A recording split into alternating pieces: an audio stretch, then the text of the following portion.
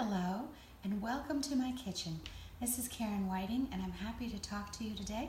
I'm not baking today, I'm doing a craft. I'm going to do a sunflower flower puppet. And this is kind of fun and easy. It's back to school time, so I thought we'd do something to entertain the children and teach them a little craft. And I have crafts in a number of my books, as well as nature and nature puppets in another book. Oh, they're all falling down on me today.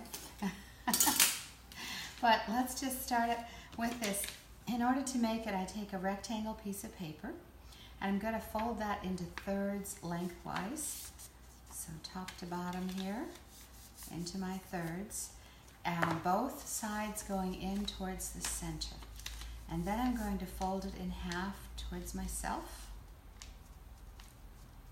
And after I fold it in half towards myself, I'm going to take each of these open ends and fold them back to the middle fold. You can do this with any size paper, but I'm doing a finger puppet, so I'm doing it with a smaller piece of paper. And then once that's done, these open sides, the open ends here, are where your fingers go. So you have a thumb down in one and a couple fingers in the top one, and you're ready for your puppet to be able to talk. At this point, we want to decorate it up. And now, just so you know, on my website, Karen Whiting, www.karenwhiting with a K, there are complete directions and a pattern for this. And that's on, you can just click to resources, and under that button, find the free downloads, and you can just copy that and print it off.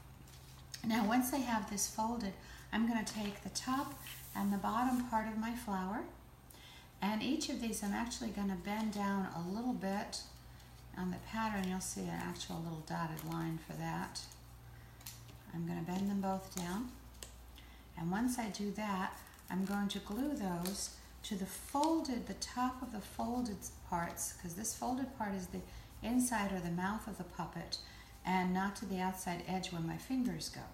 So one is going to be right up here, and the other is going to be just below it. I'm just going to use a little glue stick.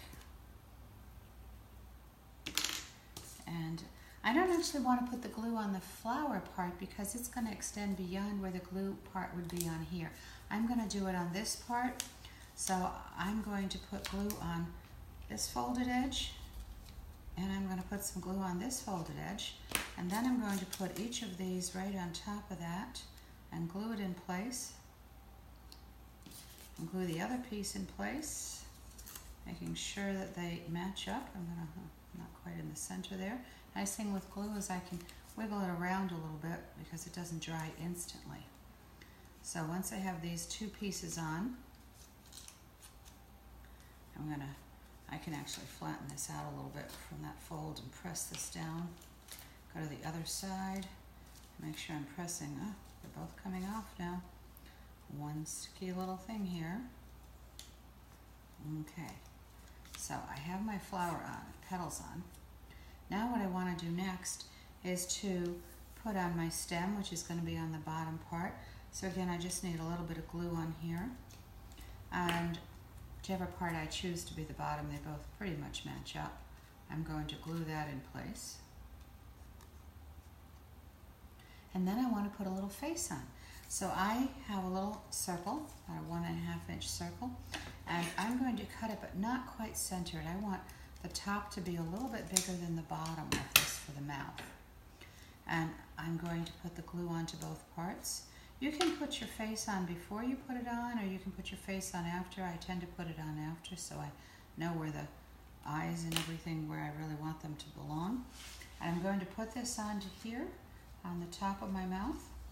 I'm going to put the other part onto the bottom of the mouth, the chin of the puppet, you might say. So now I have this together, where I can put my thumb and fingers in, and it's really better to let it dry a little while before you start playing with it, or a child plays with it. And then I just take my markers and I put my face on. So I put on my eyes and my lips. Of course, if I close the mouth, I can see the top and the bottom of the lip, and inside I can make a tongue and tonsils for my puppet. And then we're all set to play with that puppet. I like sunflowers, you know, they're very bright, they're cheerful. As far as when I'm talking about nature, a sunflower puppet can tell you, oh, my seeds feed the birds, and I bring hope to everyone because I look so bright and cheerful. As well as in my family book, I have a lot of activities for families to do together, and that includes one on hope. And in the hope, it talks about making a paper sunflower of some type as a reminder to keep on hoping. And it's just a fun little activity to do.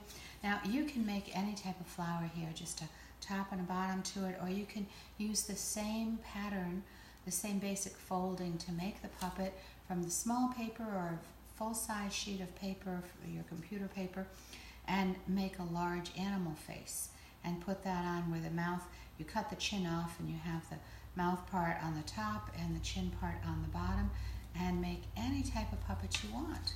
So it's just a very simple way with paper and scissors and markers or crayons to have fun with children for an afternoon, and then they can make up their own shows to go with it.